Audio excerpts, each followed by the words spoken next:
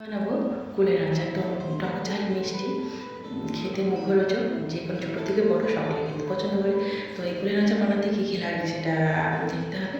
এবার প্রথমে কুলটাকে ভালো করে একটু রোদে শুকনো করে ধুয়ে নিচ্ছি ভালো করে। ধোয়ার পরে প্রত্যেকটা কুলকে কিন্তু ফাটিয়ে নিতে হবে। কুলগুলো যে ফাটাবে পোকা বা ঠান্ডা যেন না লাগে সেরকম কুল বাদ দিয়ে এটা করতে হবে। আর এর জন্য কী কী মশলা লাগছে, পানমুড়ি, ধনে, গোটা ধনে, আর রাঁধুনি, জোয়ান, কালো জিরে, এই মশলাগুলো লাগছে। তো প্রথমে কুলটাকে ধুয়ে পরিষ্কার করে ভাজিয়ে রেখে রাখলাম। এবার মশলাগুলোকে কড়াইতে সরষের তেল দিলাম, সরষের তেলে শুকনো লঙ্কা সমস্ত মশলা ভেজে নিলাম। যখন সেটা আসবে সেই সময় আমি কুলগুলোকে দিয়ে দিলাম।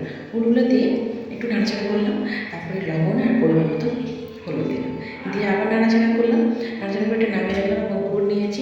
গুড়টাকে ভালো করে ফুটিয়ে সুতির কাপড়ে ছেঁকে রাখছি, যাতে না বালি বা কোনো নোংরা থাকে সেটা ছেঁকে নিতে হবে।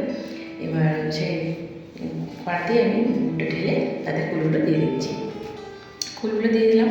এবার নাড়াচাড়া করার পরে পুরে দেখবেন জলটা মরে আছে, সেই সময় এটা ঢাকা দিয়ে রান্নাটা করতে হবে, আর একদম লো আছে, নাহলে পুড়ে যাবে।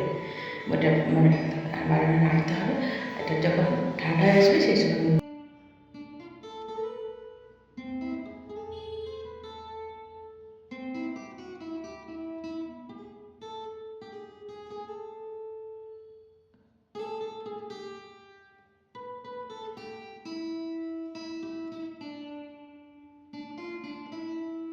একটু ঝাল ঝাল হলে ভালো লাগে।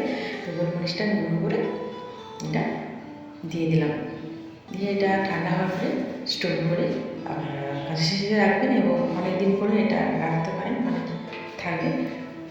তো আজ এই পর্যন্তই, দেখা হচ্ছে নেক্সট ভিডিওতে। টাটা বন্ধুরা।